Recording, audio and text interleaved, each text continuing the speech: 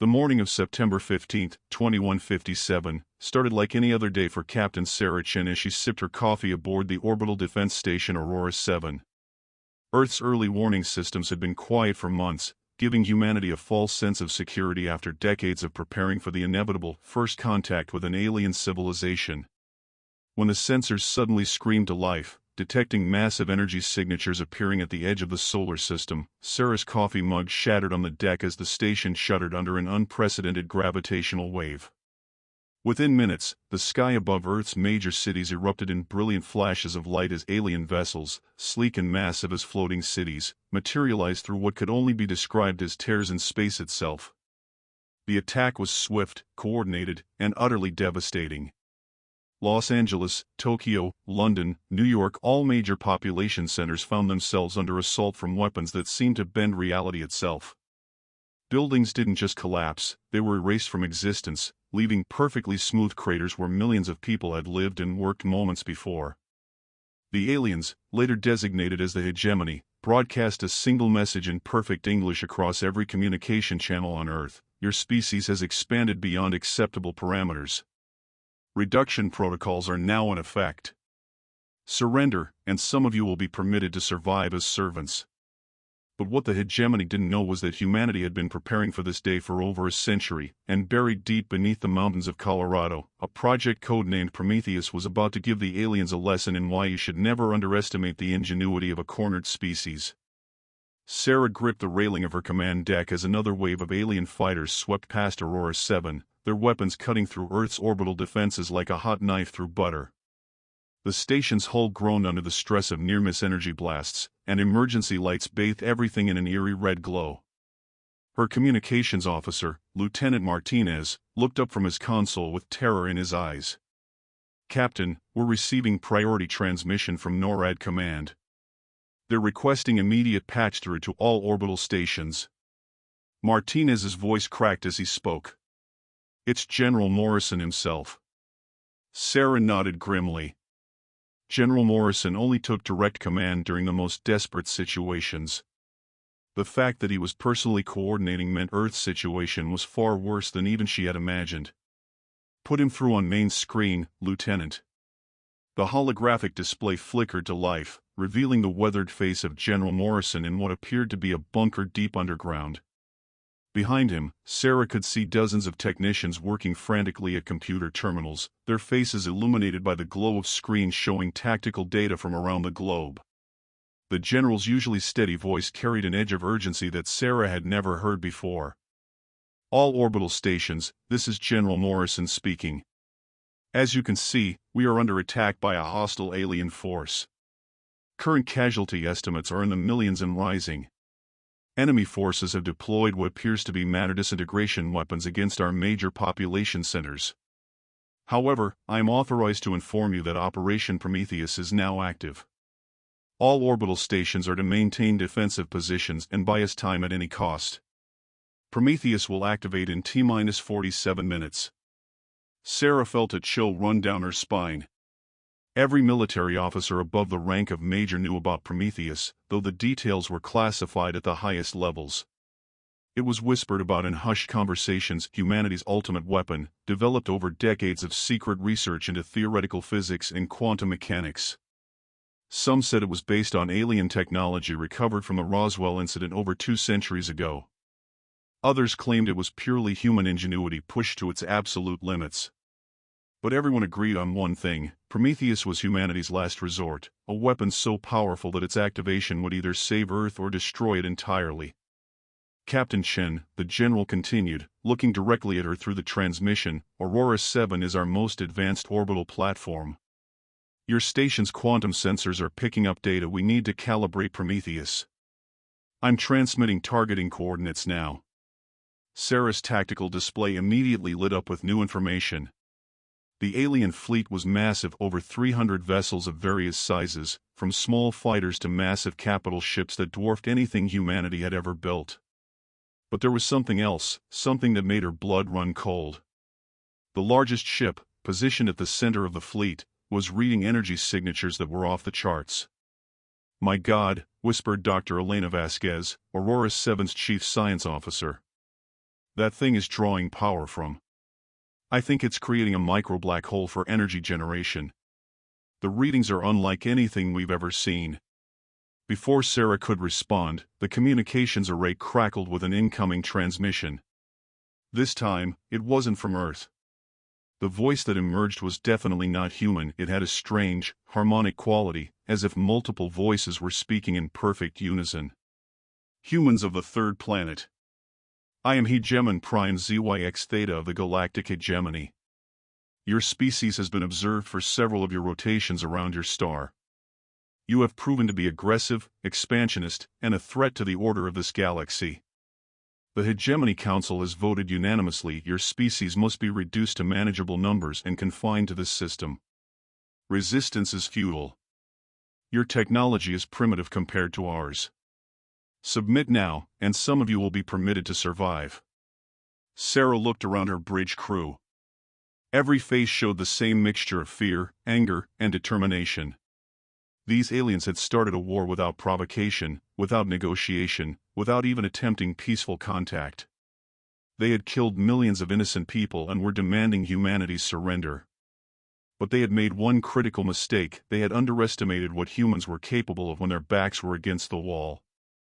Lieutenant Martinez, Sarah said, her voice steady despite the chaos around them, open a channel to the alien fleet. Let's see if we can make General Morrison some time. Martinez nodded and worked at his console. After a few seconds, he gave Sarah a thumbs up.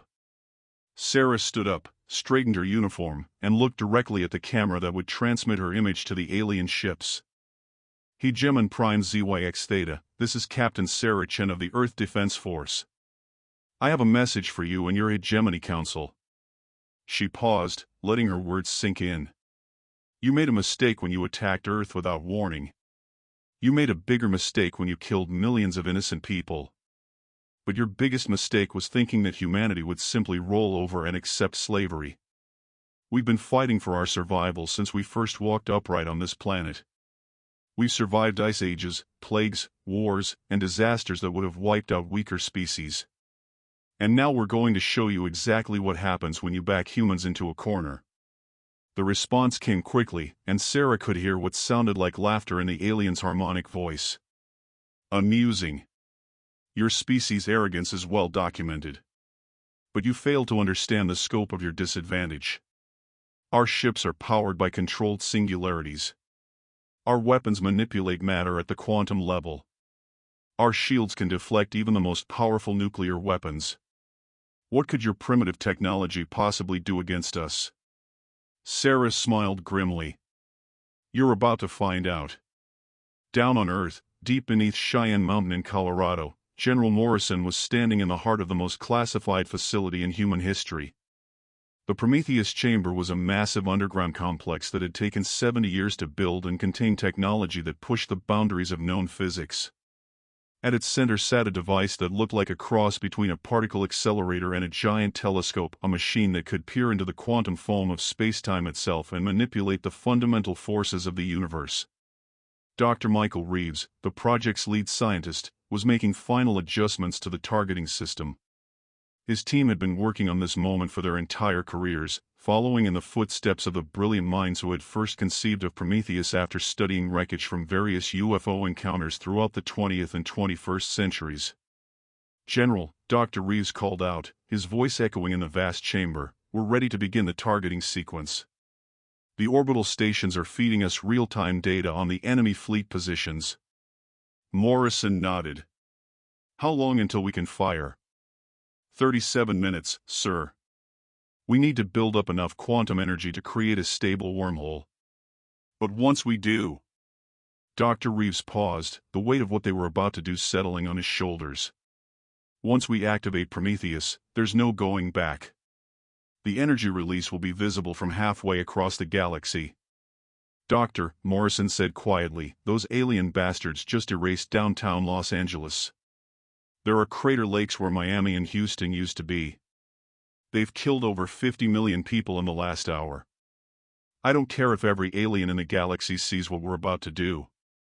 I just want to make sure they remember why they shouldn't mess with humanity. Above them, the battle for Earth's survival was intensifying. Aurora 7 and the other orbital stations were putting up a fierce fight, but they were massively outgunned. Sarah watched as the defense station Olympus 12 was cut in half by an alien beam weapon, its two halves spinning away into space trailing debris and atmosphere. The alien fighters were swarming around the remaining stations like angry wasps, their weapons carving through armor plating that was supposed to withstand nuclear explosions. "Captain," Dr. Vasquez called out from her station, "I'm detecting massive energy buildups in the larger alien ships. I think they're preparing for another major assault on the planet's surface." Sarah's heart sank. If the aliens launched another coordinated attack on Earth's cities, the casualty count would rise into the hundreds of millions.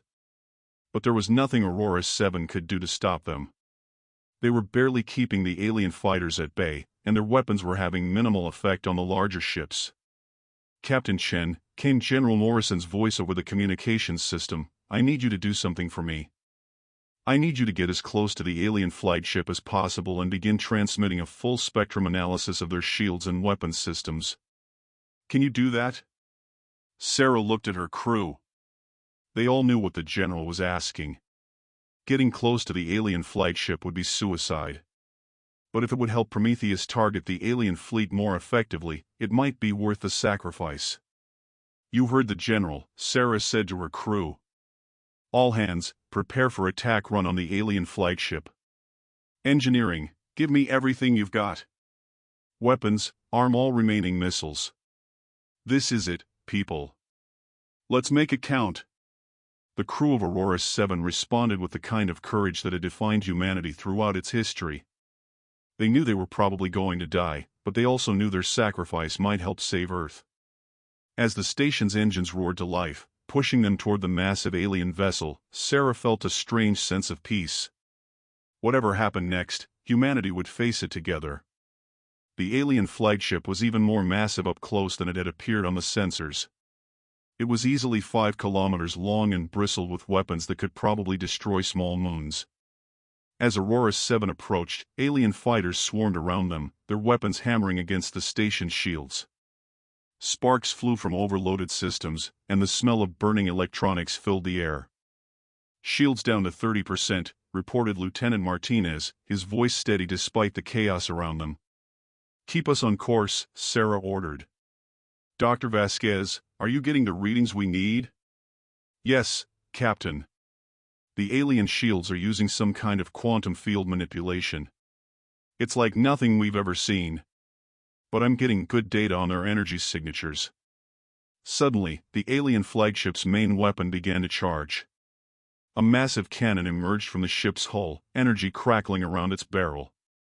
Sarah realized with horror that they were about to witness the weapon that had destroyed Earth's cities. "All hands, brace for impact," she shouted. The alien weapon fired, and reality seemed to twist around the energy beam.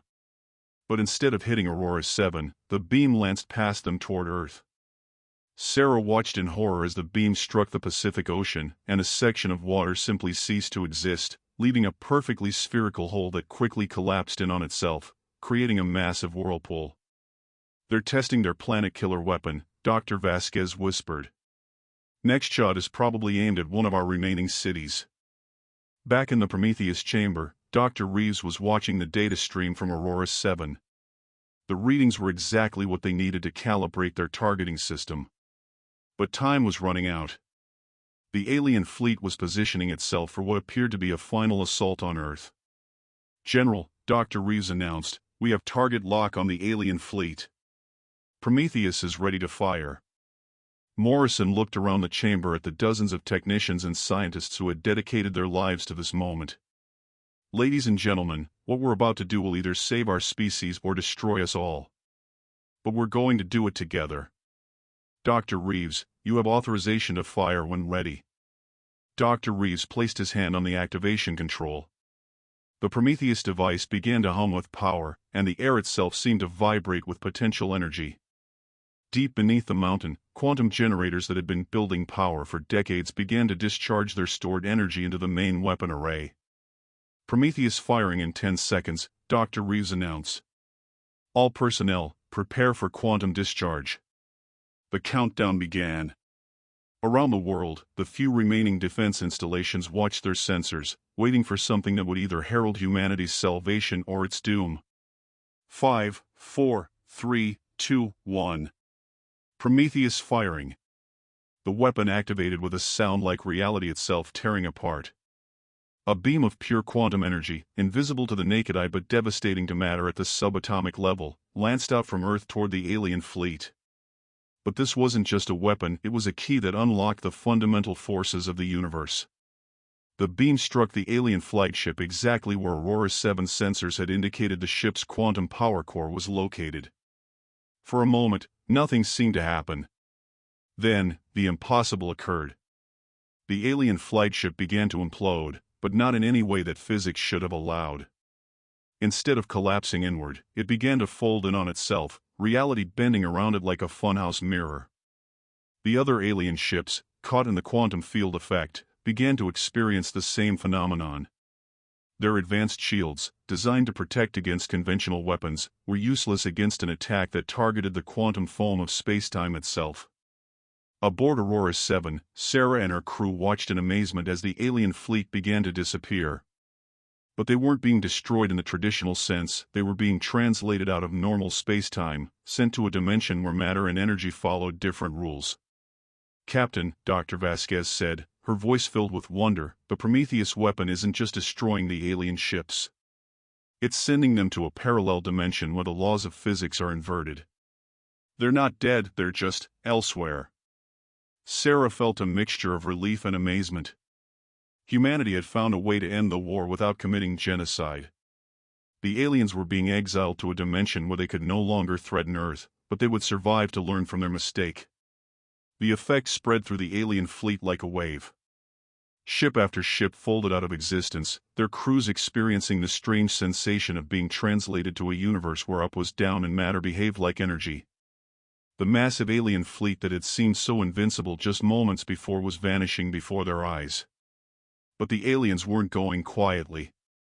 As their ships began to disappear, they managed to send one final transmission to Earth. Hegemon Prime ZYX Theta's voice, now distorted by the dimensional translation, reached every receiver on the planet. "Impossible, your species, how did you, we underestimated." The transmission broke up as the flagship completed its translation to the parallel dimension. "This is not, we will remember, the hegemony will remember." And then, silence. The alien fleet was gone, translated to a dimension where they could no longer threaten Earth. The war that had begun with the destruction of Earth's major cities had ended in a single day, not with violence, but with the most advanced application of theoretical physics ever achieved by humanity. In the Prometheus chamber, Dr. Reeves was staring at the readings from his instruments. The weapon had worked perfectly, but the energy expenditure had been enormous. It would take decades to recharge the quantum generators for another shot. "General," he said quietly, "the weapon is offline.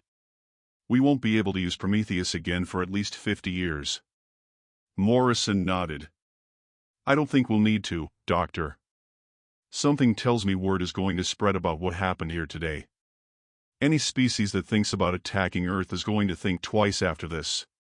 Above Earth, the surviving orbital stations were reporting the same thing. The alien fleet was completely gone. Debris from the destroyed defense stations floated in space, silent testimony to the price of victory. But Earth was safe, and humanity had proven that it could defend itself against any threat. Captain Sarachin sat in her command chair aboard Aurora 7, looking out at the stars that had seemed so threatening just hours before. Her crew was busy with damage control, but the mood on the bridge was one of cautious celebration. They had survived the impossible and lived to tell about it. "Captain," Lieutenant Martinez called out, "we're receiving transmissions from around the world. The alien attacks have stopped completely. There's no sign of any remaining enemy forces." Sarah smiled for the first time since the attack began. "Send a message to all Earth Defense Forces. The war is over. Humanity has won."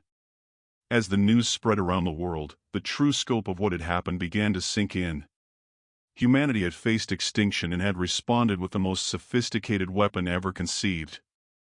But more importantly, they had chosen to exile their enemies rather than destroy them, showing that even in the darkest hour, humanity could choose mercy over vengeance. The Prometheus weapon had done more than save Earth. It had announced to the galaxy that humanity was not to be underestimated. Any species that thought humans were just another primitive civilization would have to reconsider. Earth had proven that when pushed to the brink, humanity could achieve the impossible. In the days that followed, as the world began to rebuild and mourn its losses, scientists around the globe studied the readings from the Prometheus firing. What they discovered was staggering. The weapon hadn't just opened a door to another dimension, it had fundamentally altered the quantum structure of space-time in the local area. Earth was now surrounded by a field of altered space that would make it nearly impossible for any hostile force to approach undetected. Dr. Reeves found himself in the strange position of being both humanity's greatest hero and its most dangerous citizen. The knowledge of how to build and operate Prometheus made him one of the most powerful individuals in human history. But he was also a man who understood the responsibility that came with such power. The weapon is to be used only as a last resort, he told the assembled world leaders during a classified briefing. What we did today saved our species, but it also marked us as a potential threat to other civilizations. We must be prepared for the possibility that other species will try to eliminate us before we can develop more advanced weapons. President Williams of the United Earth Coalition nodded grimly. Doctor, what are the chances that other alien species detected the Prometheus firing? Near certainty, Madam President. The quantum energy signature would have been visible to any species with sufficiently advanced sensors. We've essentially announced our presence to the entire galaxy. As the weeks passed, radio telescopes around the world began detecting increased activity from nearby star systems. It seemed that Dr. Reeves had been right, the use of Prometheus had indeed attracted attention from other civilizations. But the nature of that attention was unclear. 3 months after the attack, Earth received its first peaceful contact from an alien species. The Altarians, an ancient race from the Altair system, transmitted a message that changed everything humanity thought it knew about the galaxy. Greetings, humans of Earth. We are the Altarians, and we have observed your recent conflict with the hegemony. We wish to extend our congratulations on your victory and our condolences for your losses. The hegemony has been a threat to peaceful species for over 1,000 years, using their superior technology to subjugate or destroy any civilization they encounter. Your successful defense of your world has given hope to oppressed species throughout this region of the galaxy. The message continued with an offer of peaceful trade and cultural exchange, along with a warning. However, you should be aware that the hegemony is not the only threat in this galaxy. There are other species that view your technological advancement with concern. The weapon you used to defeat the hegemony has attracted the attention of beings that make the hegemony look like children. We offer our friendship and assistance in preparing for the challenges that lie ahead. General Morrison, now promoted to Supreme Commander of Earth Defense, read the message with mixed feelings. Humanity had won its first interstellar war, but in doing so, it had revealed itself to be a species capable of manipulating the fundamental forces of the universe. That kind of power would inevitably attract both friends and enemies. We're not the same species we were a year ago, he told his staff during a strategy meeting. We've proven we can defend ourselves against overwhelming odds, but we've also painted a target on our backs. From now on, Earth needs to be prepared for anything. The construction of new orbital defense platforms began immediately, incorporating lessons learned from the battle with the hegemony. But more importantly, humanity began to prepare for its role as a galactic power. The age of isolation was over, and Earth would need to navigate the complex politics of interstellar civilization. Captain Sarachin found herself promoted to admiral and placed in charge of the new deep space monitoring network. Her experience during the hegemony attack had made her one of the most respected military leaders on Earth. As she stood on the bridge of the new flagship Enterprise 1, looking out at the stars, she reflected on how much had changed. The universe is bigger and more dangerous than we ever imagined, she told her new crew. But we've proven that humanity can rise to meet any challenge. The aliens who attacked us thought we were just another primitive species to be conquered. They learned the hard way that humans fight hardest when they're backed into a corner. The memorial to the victims of the hegemony attack was dedicated on the first anniversary of the war. 57 million people had died in the initial assault, their lives cut short by alien weapons that erased matter from existence. But their sacrifice had not been in vain. Humanity had been forced to reveal its greatest weapon, but in doing so, it had secured its place in the galactic community. Dr. Reeves, now director of the Advanced Weapons Research Division, stood before the memorial wall that listed every name of every person who had died in the attack.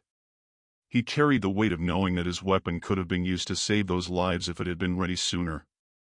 But he also knew that without the attack, humanity might never have had the resolve to use Prometheus at all. "We remember not just the victims," he said during the memorial service, "but the lesson their sacrifice taught us. We are not alone in the universe, and we cannot take our survival for granted. But we have also learned that human ingenuity, courage, and determination can overcome any challenge. The species that attacked us learned that lesson the hard way." As the ceremony concluded, a new message was received from the Altarians. This time, it was an invitation, a chance for humanity to join the Galactic Council as a full-member species. The message was brief but momentous. "Humans of Earth, your successful defense against the hegemony has proven your species' worthiness to join the community of advanced civilizations. The Galactic Council formally invites Earth to send representatives to the next assembly, to be held in the Vega system in 2 years. Prepare well, for the decisions made at this assembly will determine the fate of this galaxy for the next millennium." General Morrison smiled as he read the message. In just one day, humanity had gone from being the victim of an alien attack to being invited to help govern the galaxy. The hegemony had attacked Earth first, thinking they were dealing with a primitive species that could be easily conquered. Instead, they had awakened a sleeping giant. "Send a reply to the Altarians," Morrison ordered. "Tell them that Earth accepts their invitation. And tell them that humanity is ready to help build a better galaxy for all species."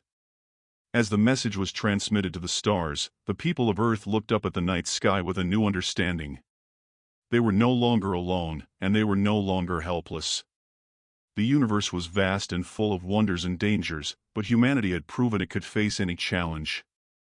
The war with the hegemony had lasted only 1 day, but its effects would be felt for generations.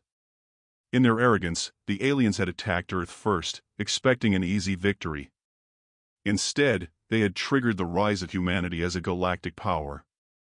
The species that had once huddled around fires and caves, afraid of the dark, had become the newest members of the community of advanced civilizations. And in the parallel dimension where the hegemony fleet now found themselves, Hegemon Prime ZYX Theta was learning a hard lesson about the dangers of underestimating humanity. In this strange realm where the laws of physics were inverted, the hegemony's advanced technology was useless. They would spend eternity contemplating their mistake that they had attacked Earth first, giving humanity no choice but to end the war in 1 day. The last entry in General Morrison's diary that night read simply, "They attacked Earth first. We ended the war in 1 day. Let that be a lesson to anyone else who thinks humanity is weak. We are not looking for a fight, but we will finish any fight that comes to us. The stars are calling, and we are ready to answer." As Earth began its journey into the galactic community, the people of the world carried with them the knowledge that they had faced extinction and survived. They had proven that human courage, ingenuity, and determination could overcome any obstacle. The aliens who had attacked their world had learned too late that humanity's greatest strength was not their technology, but their refusal to surrender in the face of overwhelming odds. The war was over, but humanity's greatest adventure was just beginning. The morning of September 15, 2157, started like any other day for Captain Sarah Chen as she sipped her coffee aboard the orbital defense station Aurora 7. Earth's early warning systems had been quiet for months, giving humanity a false sense of security after decades of preparing for the inevitable first contact with an alien civilization. When the sensors suddenly screamed to life, detecting massive energy signatures appearing at the edge of the solar system, Sarah's coffee mug shattered on the deck as the station shuddered under an unprecedented gravitational wave. Within minutes, the sky above Earth's major cities erupted in brilliant flashes of light as alien vessels, sleek and massive as floating cities, materialized through what could only be described as tears in space itself. The attack was swift, coordinated, and utterly devastating. Los Angeles, Tokyo, London, New York, all major population centers found themselves under assault from weapons that seemed to bend reality itself. Buildings didn't just collapse, they were erased from existence, leaving perfectly smooth craters where millions of people had lived and worked moments before. The aliens, later designated as the hegemony, broadcast a single message in perfect English across every communication channel on Earth: your species has expanded beyond acceptable parameters. Reduction protocols are now in effect. Surrender, and some of you will be permitted to survive as servants.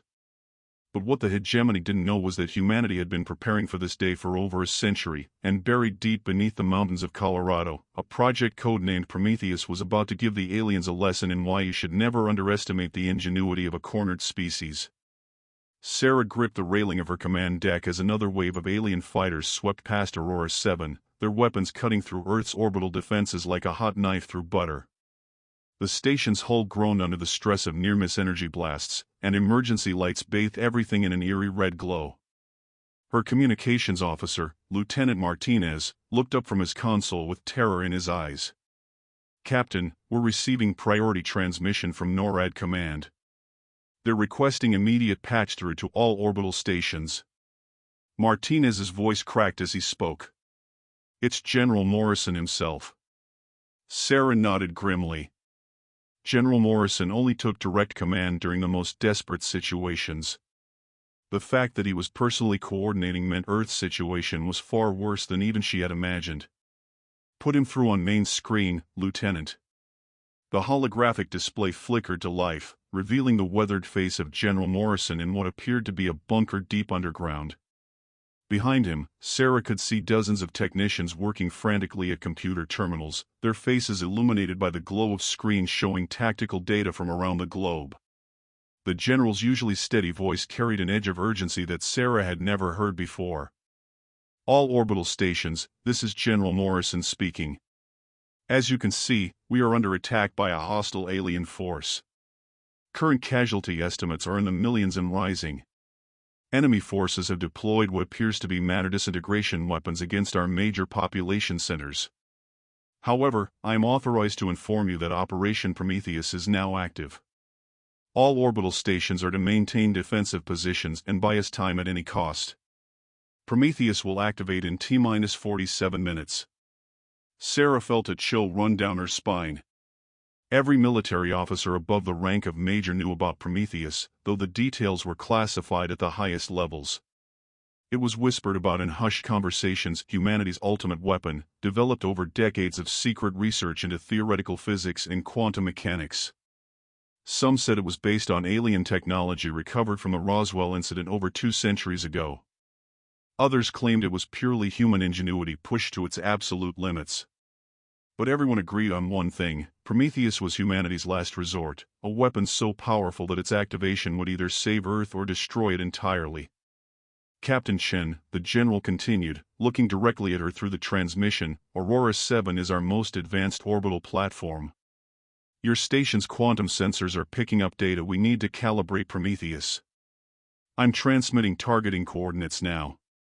Sarah's tactical display immediately lit up with new information.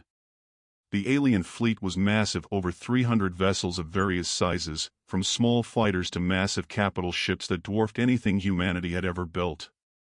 But there was something else, something that made her blood run cold. The largest ship, positioned at the center of the fleet, was reading energy signatures that were off the charts. "My God," whispered Dr. Elena Vasquez, Aurora 7's chief science officer. "That thing is drawing power from. I think it's creating a micro-black hole for energy generation. The readings are unlike anything we've ever seen." Before Sarah could respond, the communications array crackled with an incoming transmission. This time, it wasn't from Earth.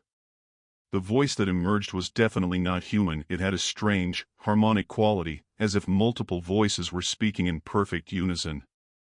"Humans of the third planet. I am Hegemon Prime ZYX Theta of the Galactic Hegemony. Your species has been observed for several of your rotations around your star. You have proven to be aggressive, expansionist, and a threat to the order of this galaxy. The Hegemony Council has voted unanimously your species must be reduced to manageable numbers and confined to this system. Resistance is futile. Your technology is primitive compared to ours. Submit now, and some of you will be permitted to survive." 5 years had passed since the day that changed everything. Earth's skyline bore the scars of the attack, memorial parks where great cities once stood, monuments to the 57 million souls lost in humanity's first interstellar war. But from that devastation had risen something unprecedented, a unified human civilization, stronger and more determined than ever before. Admiral Sarachin stood on the observation deck of the newly constructed Prometheus station, humanity's first interstellar outpost located beyond Pluto's orbit.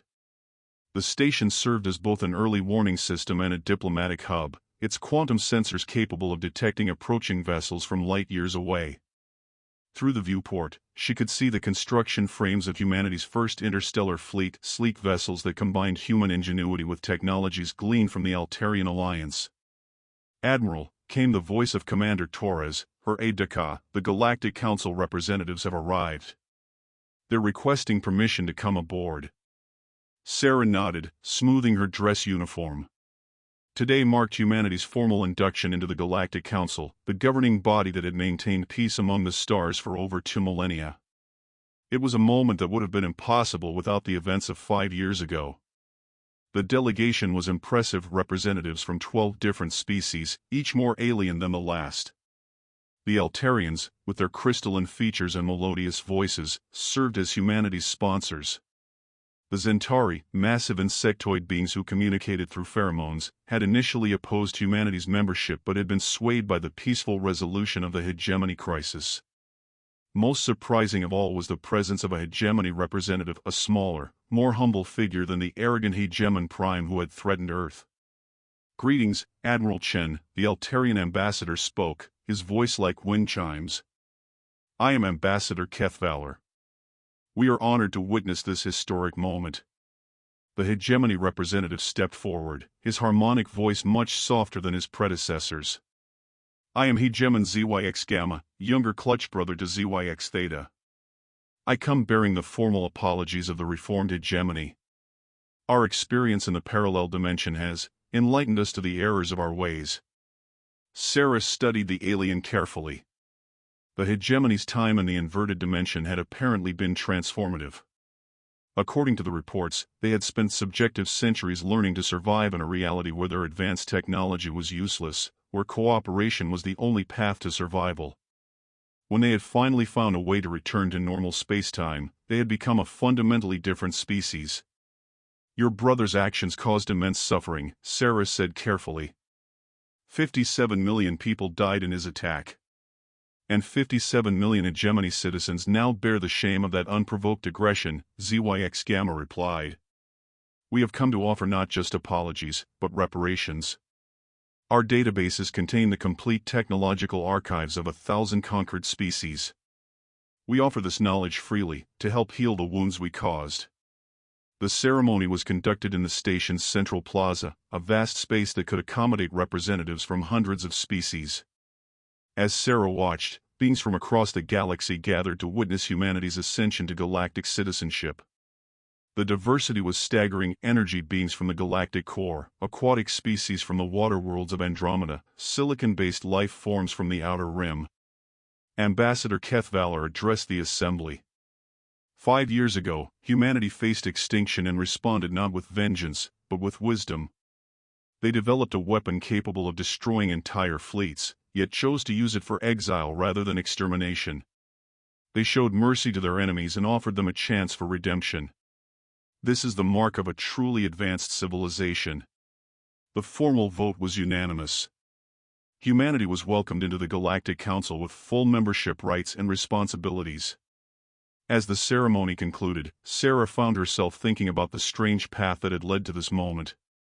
The hegemony's attack had been humanity's darkest hour, but it had also been the catalyst for their greatest triumph. Dr. Reeves, now elderly but still sharp, approached her as the crowd began to disperse. "Remarkable, isn't it? 5 years ago, we were just another primitive species hiding in the dark. Today, we're helping to govern the galaxy. The hegemony did us a favor," Sarah mused. "If they hadn't attacked, we might have remained isolated for centuries. Their aggression forced us to reveal our capabilities and claim our place among the stars." "And now?" Dr. Reeves asked. Sarah looked out at the stars, where human ships were already beginning to explore nearby systems, where human diplomats were negotiating trade agreements and cultural exchanges, where human scientists were collaborating with species that had mastered technologies beyond Earth's wildest dreams. "Now we make sure it never happens again," she said. "To anyone.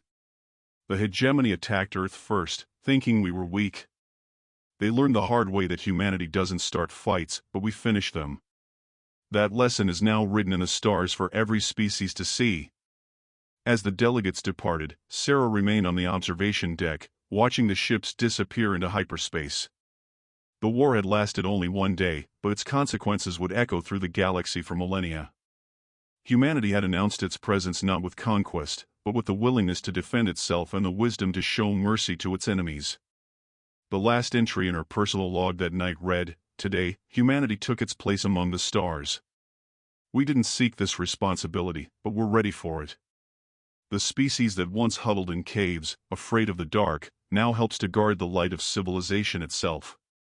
The hegemony attacked Earth first, but in doing so, they gave us the galaxy.